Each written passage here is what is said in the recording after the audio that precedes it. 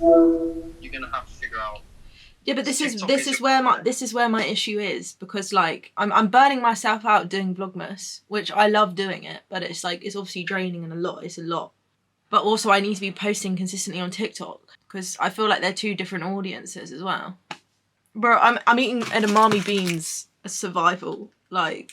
Bitch, that's nothing to do with the hustle. That's all you. Obviously, like I put all the girls first and things, but it's obviously for me as well. Like, this is something I love and have always wanted, so obviously I'm gonna show up for myself. And I'd be so disappointed if I missed a day, or if I just didn't. Even on TikTok, if I miss a day, I've literally failed, and I haven't missed a day ever. Only like on an occasion.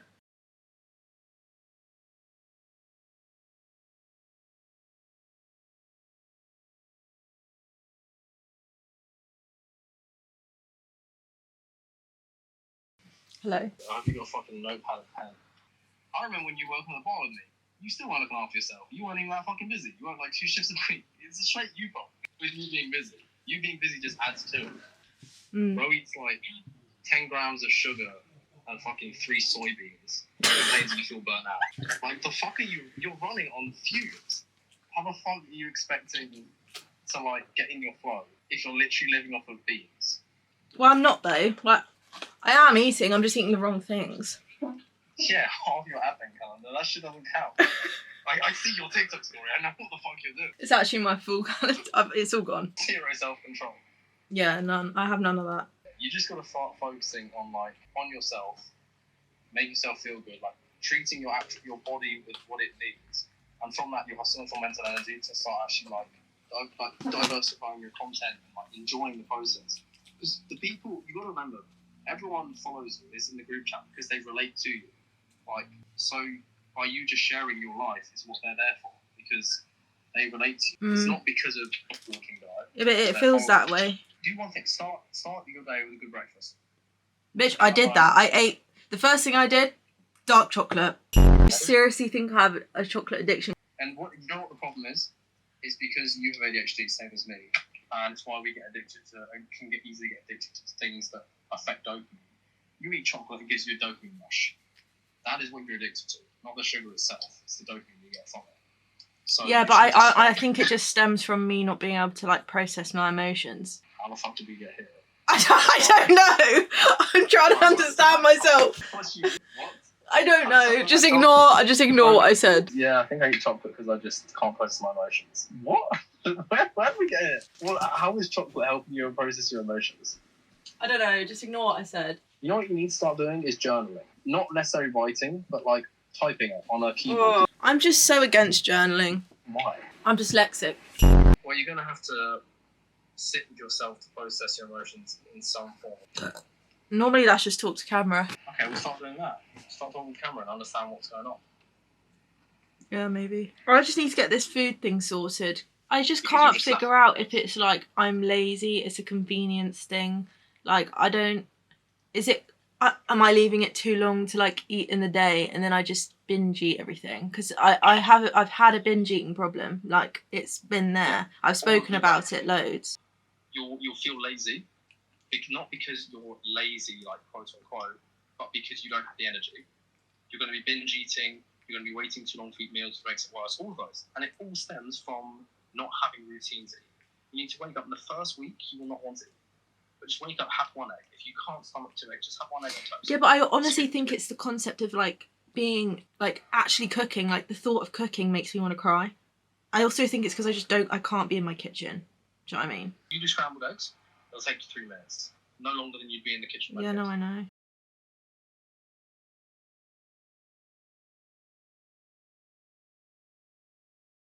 So, that was a heavy conversation, I'm aware, but let's just run through it. The thing is, I'm a hard worker and I pride myself on being a hard worker, and especially with the things I love. I love everything content and I will never complain about having to do the work that I enjoy. However, I've been in denial of how burnt out I actually have been emotionally with the stress of food. I have no problem with working hard.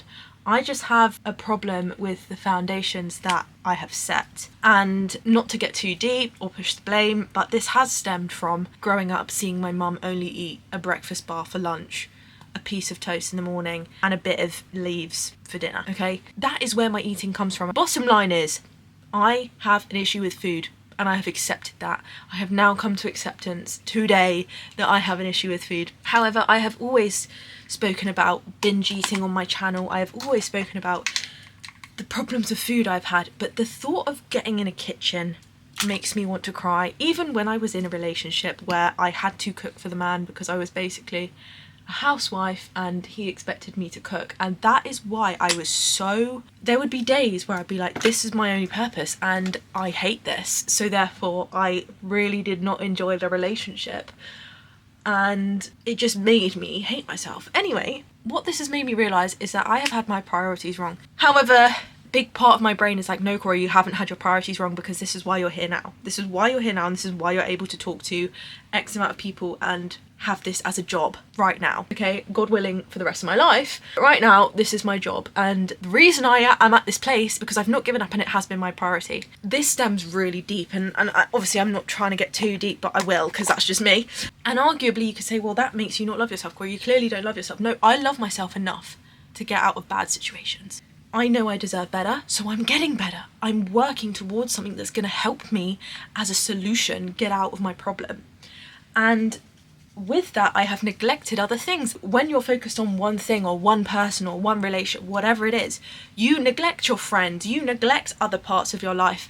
And the same goes with right now. You know, I don't neglect my friends. I actually put my friends before any guy I'm seeing ever. Like, I will never put a guy before my friends. It's just how it is. But when it comes to myself, like, let me get this book out. I bought this book 2 years ago, Cleanse to Heal, because I was dealing with really bad binge eating, and I thought, oh, you know what, I'm just gonna eat clean. I won't be eating any trigger foods that will trigger me to binge eat. And like, I wanted to help myself.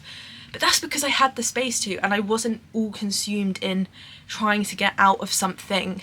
You know, I was content for the most part. But now I'm back in a position where I'm not content, and I just can't be here. I have to get out, so I have to prioritize other things. And that is where I am now starting to quote unquote burn out. Anyway, so that was a realization I had today after the phone call with my friend. So where do we go from here? I don't know. I don't have the solution, and I wish I did, but I don't, because the thought of going downstairs and cooking in the kitchen makes me want to cry, and that may seem like such a first world problem, Kori. People have it so much worse. The thought of going downstairs, the thought of cooking, I can think of better use of my time, and I genuinely almost see it and just think that's pointless, you know, when it's really not. And that's a horrible toxic thing, and I do not advocate anyone to think like I do, okay? This is not healthy, this is not normal, and I don't advocate for anyone to think this way. But it's just, that's how I feel, that's how I've been feeling. And now I've noticed the problem. It's like, right, well, now it's my responsibility to change it. However, this is where it comes from living in a toxic household, okay? If I go downstairs and make some food in my kitchen, my dad is on my back. My dad is OCD as hell. Like, my dad suffers with OCD. And for one, he will just constantly breathe down my neck and make sure I'm not making any mess. Or they will shame me for cooking. Like, in so many small ways, small or big ways, whatever, will shame me for cooking, because my parents have tried their best, okay? My parents have tried their best, but they have a lot of issues. And my mum can't cook. Love her, but she can't cook, okay? My dad doesn't even know how to use an oven. Whenever my mum's away, my dad doesn't know what to do with himself. He genuinely, I literally, the other day, I realised this is where I get girl dinner from, because I looked in the fridge and I was trying to find the lettuce that I'd bought, for example. And my dad was like, you better not be eating my stuff. And I was like, oh, what's your stuff? They were the £1 chicken balls you get from the corner shop. And that was his dinner, right? That's been me. That's been me. I love those things, but that's been me. And it made me realise, damn, this is where I've got my issues from. Like, you can't be a good role model to your child if you're showing them that that's a substantial meal and that's how you look after yourself. Anyway, I remember once when I was living alone and I came home because I was actually cooking and I was making new meals, and I'd met this man who opened my eyes to loads of new foods that I'd never tried before. He introduced me to pepper. That sounds crazy. He introduced me to pepper and salt.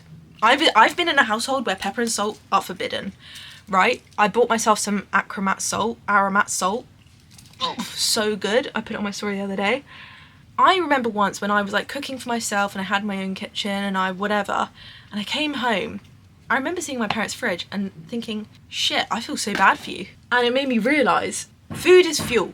Food should be the baseline of your success. It shouldn't be something that I look at it like, oh, it's just a waste of time. No, it's the reason for your success. The way my brain thinks is once I get to X, then I'll start looking after myself. Then I'll have a nutritionist. Then I'll have a better quality of life. Then I'll do this. Realistically though, yeah, that might happen, but is that gonna happen? Like, why am I waiting? Why am I waiting for something that might never happen? Because I need to sort that out first. This is probably sounding really like privileged and like whatever, like Kori, you have a roof over your head, you've got shit and like, but no, my view of food is fucked. I don't know how I'm gonna fix this, but I need to. Because I know that I look at myself each day and I go, this is not, I deserve better, you know?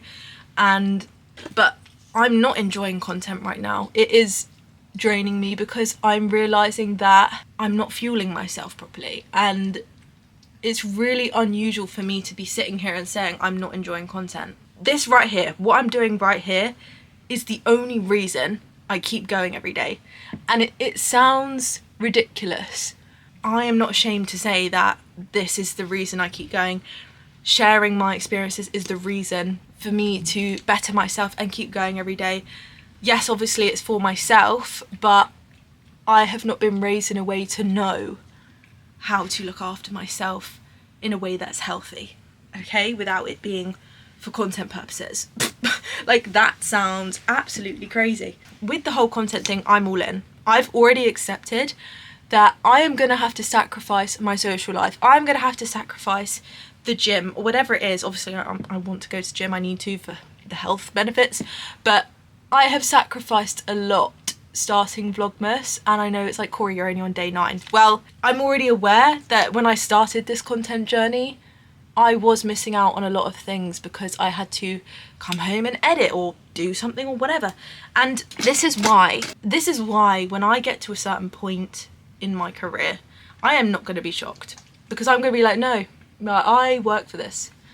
I worked for this, rightfully fucking so. And that might seem really arrogant or egotistical. I don't care.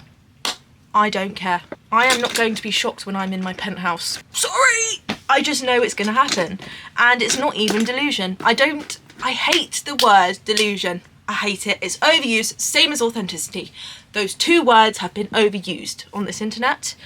Now I'm sick of it. At the end of the day, whether I take you on a journey or not, I need to be transparent with you, and that has been where my life's been at. And it's been a massive, massive part of my life. Because I have it's really conflicting, right? Because I have emetophobia, which in turn stops me from eating. There's just so many things wrong with me. Oh my God. So I have emetophobia, which is a fear of sick.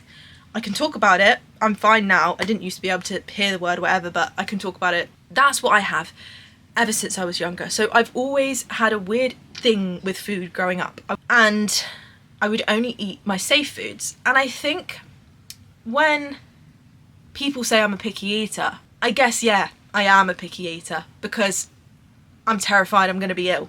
But I'm also, my priorities are also elsewhere with other things. So I want to be a really positive role model.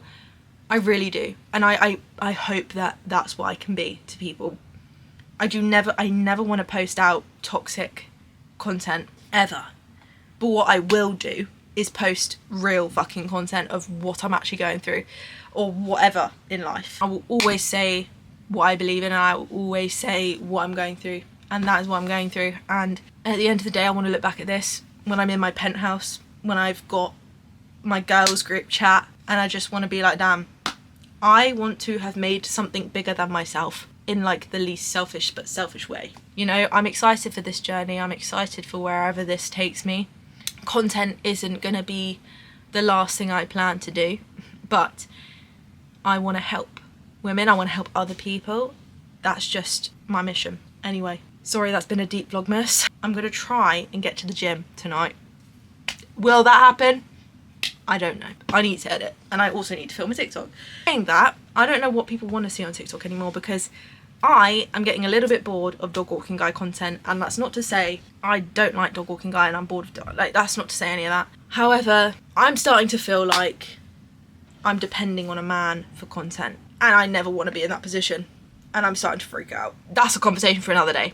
Let me know what you want to see, because yeah, I will be my happy self again, don't worry. But this is just where I'm at. Pickles says hi. Anyway, we'll see you tomorrow for another Vlogmas. Goodbye! VLOGMAS!